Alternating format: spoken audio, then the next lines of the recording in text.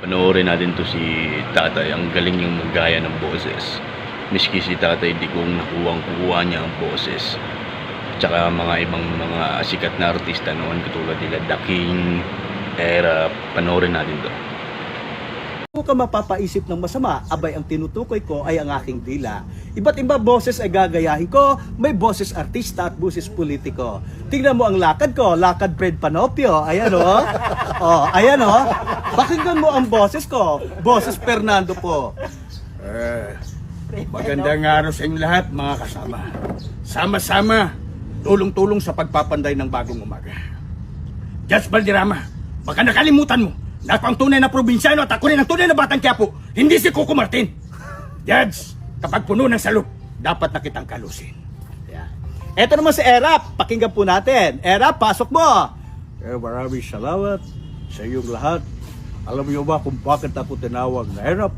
Hindi dahil sa magkumpare kami ni Fernando po, tinawag akong Erap kasi Erap akong maglakad.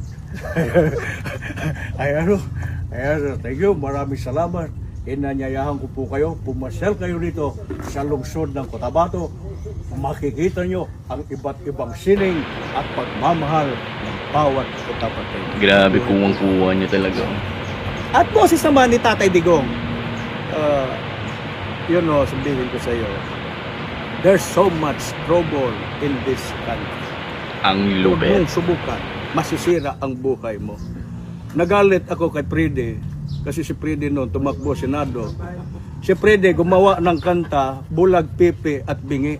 Nagalit ako kasi hindi sinali yung pilay. Naloko na. Naloko na. Kaya sabihin ko, si Torre, ganito sabihin ko. Ang sabi ko kay Torre, dalahin ako sa KCC, kay mag-shopping ako. Ang ginawa ng loko, dinala ako sa ICC. Naloko na. Kaya, Day, ikaw nang bahala. Ikaw naman, Bong, ikaw ang may-ari ng Bungo Island. Ito, sabihin ko sa iyo, mabuhay, wag mong subukan, masisira ang buhay mo. Babalo! Wow! Lupit mo! Ha? Gunggong! Gayahin mo lahat sa buong buhay ko. Wag lang itong baba ko. Ha? Oo! Tingin ka ng tingin. Ginagawa mo akong pusa eh. Isang kala mong baba ko eh. Ha? Gunggong! Ha? Alright! Gayahin naman natin boses ni FBR. Mga kababayan, mabuhay, mabuhay Pilipinas, mabuhay kayong lahat, mabuhay Cotabateño. Ayan. Ladies and gentlemen, Leo Martinez. Ay siya! Hello mga kabay, Uncle, this is your Uncle Leo. Pongkan na pongkan. Gusto kong bumait pero di ko magawa. Ayan.